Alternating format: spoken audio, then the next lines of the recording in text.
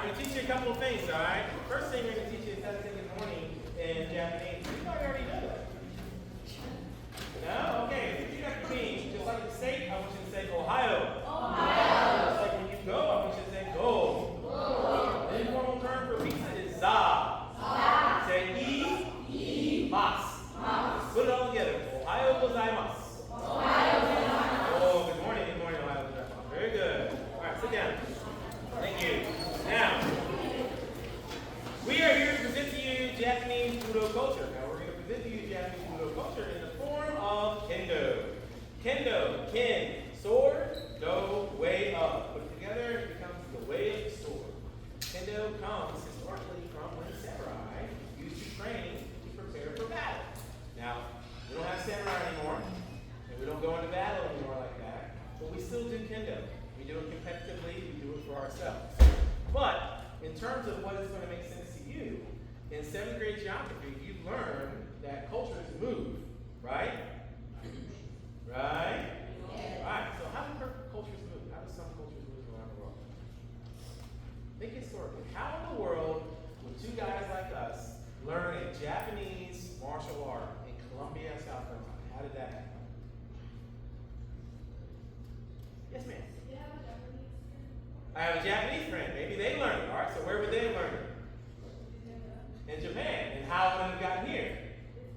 They traveled over here and brought a piece of that culture with them. All right? What are some other ways, what are some other reasons why people leave their country to go to others? Yes? Job opportunities. Very good. Maybe somebody came over here for a job opportunity. That's actually very sharp because the majority of our senseis, or the senseis that I've come in contact, sensei is a Japanese term for teacher, have been Japanese businessmen that have come over here to work for their company. They did Kendo in Japan, they come over here, they started a dojo here, and now we have the opportunity to learn Kendo. All right? What else? Maybe some not so nice reasons. Yes, or whatever you guys say. War. Occupation. Let's spread out. All right? I learned Kendo in South Korea. South Korea is not Japan. How could I have learned Kendo in South Korea? It's pretty close to Japan, so we have a proximity thing there. Very sharp young man. Yes, ma'am. Forced migration? Very good, right? I like that term, forced, okay? Japan actually occupied Korea for quite some time. Did you know that? All the way up until the end of World War II. Japan, I believe, 1910 to about 1945. 35 years, they occupied Korea. During that time, they forced, what's their term? They forced all Korean students to take up martial arts from Japan. One of those martial arts was Kendo. So that's how I started learning Kendo in Korea, because it was already a part of their culture. It was forced on them. And years later, when I came along, it wasn't such a forceful thing, but still, that's a part of the reason why some of this stuff spreads. Now, I mentioned Budo. Budo and martial arts are a little bit different. So, who knows some martial arts? Who knows of a martial art? Not that you know how to.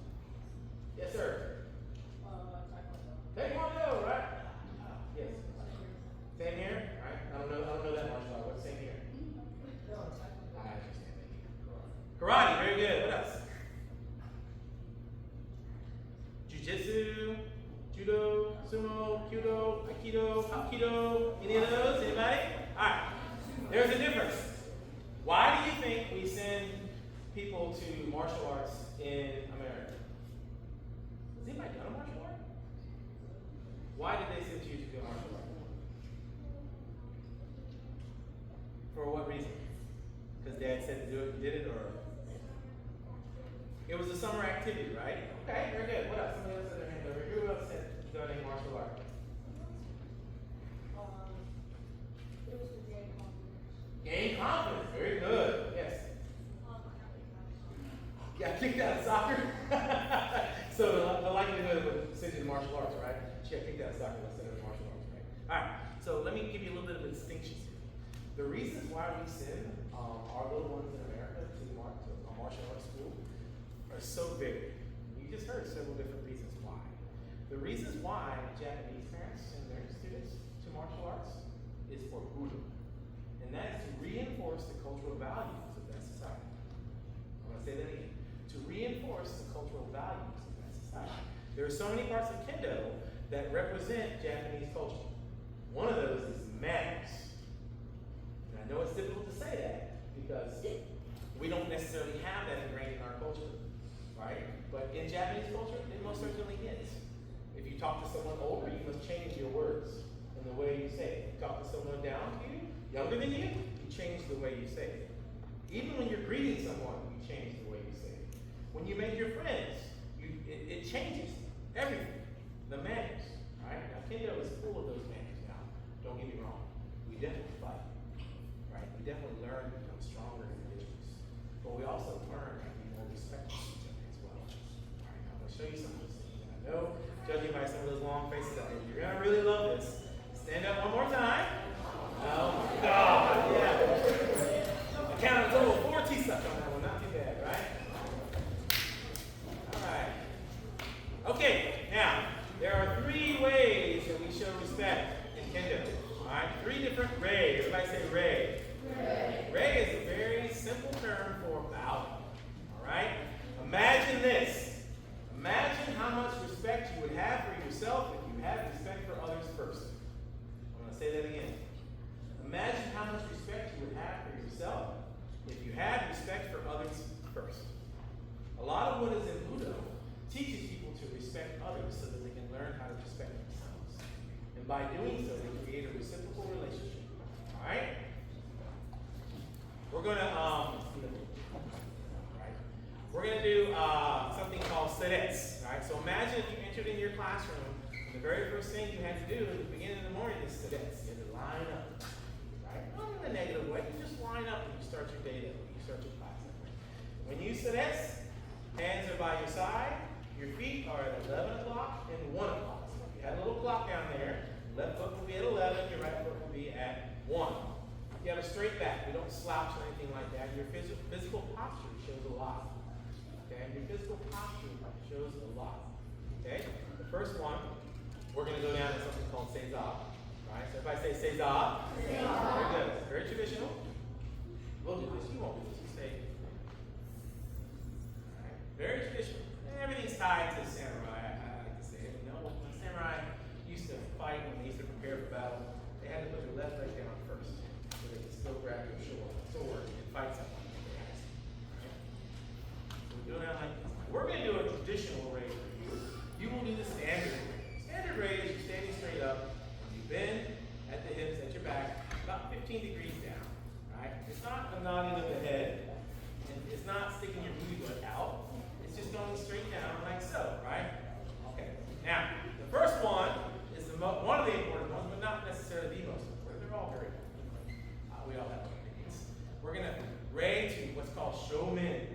Shoumen. Imagine your classroom. What's the most important part of your classroom? Teacher? Okay, very good. I want you to hold on to that for a second. What else could be an important part of your classroom?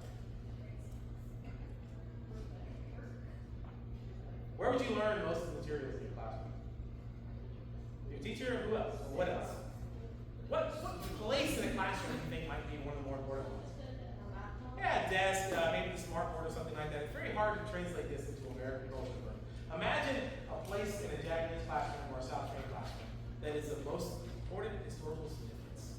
That is shoumen. That's where the shrines used to be, each building. All right? So the first one we'll do is shoumeni-rei. I want you to say shoumeni. Shoumeni. All right, so when I say shoumeni-rei, you will rei like that. And we will do a very traditional rei down here. Okay? Ready? So that's straight up. Like, shoumeni-rei. Just bow. You bow. Very good. That's to the classroom itself. Imagine showing respect to the classroom from the start. That's the place where you will learn and better yourselves. That's the place where years down the line, you may not realize it, but that's where you are learning the things that are going to make you successful in life. Why not show respect to that?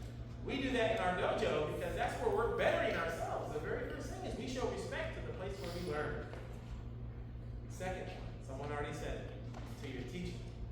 What's the Japanese word for teacher? I already said it. Yeah, sensei. Very good. Samurai is up there, but sensei. Okay? Imagine that. And sensei can be anyone that teaches you.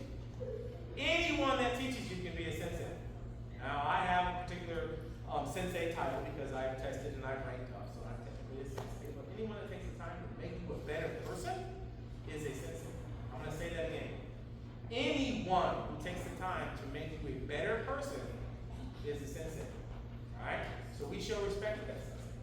I will say sensei ni ne, you bow like this, and you will do tradition. Sensei ni ne! Alright. And the last one, arguably the most important one. It's called Otogai ni. Otogai ni is everyone. Imagine before you started class, you showed respect to everyone. You're all in it together. You're all learning together. The person to the right, the person to the left, the person in front, the person behind has just as much effect on your education as you do. And you know this. You're all very intelligent. You know that the person to the right who consistently talks and disrupts the class affects your education. Vice versa, the one who doesn't speak up affects your education. If you all entered into the same mindset from the start, you do better from the very start. So this is the most important one. We rate to everyone because we're all in the same boat of learning. Alright? Otogai ni ne. Thank you all. Sit down. Now, Jake's going to start to put some stuff on here. I'm going to explain a little bit more about Kendo and some of the manners, alright? Like I said, Kendo is a competitive martial art, or Budo, okay? We tend to say martial art more in America because we're not necessarily trying to learn and respect Japanese culture per se, but it's a part of it, right? We are totally trying to win, and we are totally fighting each other with these swords, and we are hitting each other with these swords. While we are doing so, we are showing what you might see as aggression. But we're also very much thinking about how we can improve, how we can be better, and how we can show our manners and our dignity. Would you like to pay attention? Would you like to join up here? Yeah, I was just wondering if you had a lot to say. Would you like to join? No, sure. I'm cool. Sure? Okay, we're going to remember that. You'll come up here at the end. You're going to show us something. Okay? Not up and down. Okay, very good. Now, we show manners. Part of those manners means paying attention to your sensei while you're learning, right? But still, even when we're about to fight each other, we're going to go at it. Like, I'm going to fight him, he's going to fight me, he's going to hit me, I'm going to hit him. I'm going to try and win, he's going to try and win. He might get hurt, I might get hurt. At the very end, we still bow to each other. And we still say thank you. Imagine that. Imagine if you went up against someone else. And at the end of every game, y'all know this, in the culture after a basketball game, win or lose, what do? Shake hands. You line up and shake hands, a little high five, right? Same deal. All right, we show them. Now, Jake's putting everything on traditionally like a samurai would, right? Of course, samurais wouldn't necessarily wear this helmet. This has changed over the years. But each one of these things is meant to protect them. But it's also a cultural history behind it. All right? Now, all of that, except for these, and this, is made from these pieces of bamboo. Right? These pieces of bamboo make up that dough right there. And because they're separated, I know it's very hard to see, because they're separated and they're not very solid, that means it creates a specific type of pop. Right? A baseball bat is a little bit different when you hit against a tree. If you hit this against a tree, it's going to actually hurt more than a baseball bat. I know that's difficult to understand, but trust me. All right? Now, this is a traditional sword. This is called a shinai. Everybody say shinai. So even, you see me moving it around like this, but even when we do this and we carry it in such a way, in such a manner. Imagine that if we treated our book bags the same way. This is my weapon. This is what I'm going to win with. This is what I'm going to survive with. This is what makes me a better person in some ways. Everything in your book bag does the same thing. So imagine if I walked into my dojo, and this is the kind of respect I showed to the one thing that's going to improve me. The tool that I will use to make myself a better person. Think about that next time when you walk into the classroom and you throw your book bag down. Right? It may not seem like much, but again, it's those small things that change the mentality of how you learn. Right? Okay. All right. Now, we have several things time to do. Let's just one check. I want to go over. I went over a little bit last time. 9:32, so 6. Wow, awesome. All right, now, very easy to understand Kendo and how to score a point. There are 4 ways to score a point, all right? And luckily, the Japanese terms are exactly what it's called. So I tried to hit his men here. I tried to hit his kote here. I tried to hit his do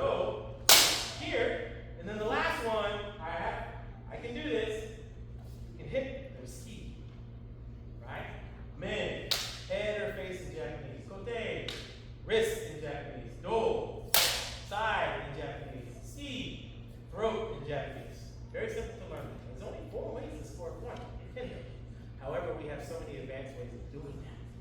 All right? Now, there's a couple of things you have to do to score a point. All right? It's going to look strange because maybe this is the first time you've ever seen this, but you have to have good posture. Good come on. If I say come on. Very good. So in order to score a point, I can't just walk up and Jake and just go. That's not going to be a point. I didn't show any spirit. I didn't show my intention. Alright? So when I hit, I have to actually say what I'm hitting. I have to call my shot, right? Hey! Hey! Oh! See? I have to say that. If I don't say that, then I'm just randomly hitting. Okay? Now, a couple of things I had to stomp my foot. Now, I cannot for the life of me tell you historically where stomping our feet came from. Somehow that came into the competition aspect. But I have to do that. If I just go, man, and I slide, that's no point. But if I go, ah, and I stomp my foot, that's a point. Alright? There's one more thing I gotta do. I gotta show my spirit. The goal in Kendo, same goal you all have, is to win before you fight. Your goal should always be to pass your test before you take it. It makes the most sense in the whole wide world. Pass your test before you take it. I should win before I fight. One of the ways that I win before I fight is I show him my spirit. All right, well, we'll show you our spirit. So, Ki. Everybody say Ki. Ki.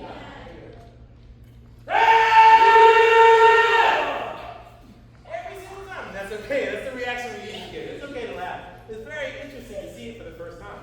But if I don't show my spirit, there are no silent warriors in Kendo. There are none. I have to show my spirit. I have to win. I have to make him think I can do what I said I'm going to do. All right? Okay. Any questions at this time? All right, teachers, I need. Yeah, go ahead. That's a real sword. No, it's 4 pieces of bamboo put together. Oh. Yeah, we don't use real swords anymore. That was taken away back in pre-war Kendo for safety reasons, obviously. I'll learn Kendo. I'll bet you do. All right, teachers, I need 4 people. I need 4 students. You're one of them. Come on. That's one. And 3 more. It's okay. Come on. Yes, good. It's okay. You go over here. Go ahead. 3 more. 3 more.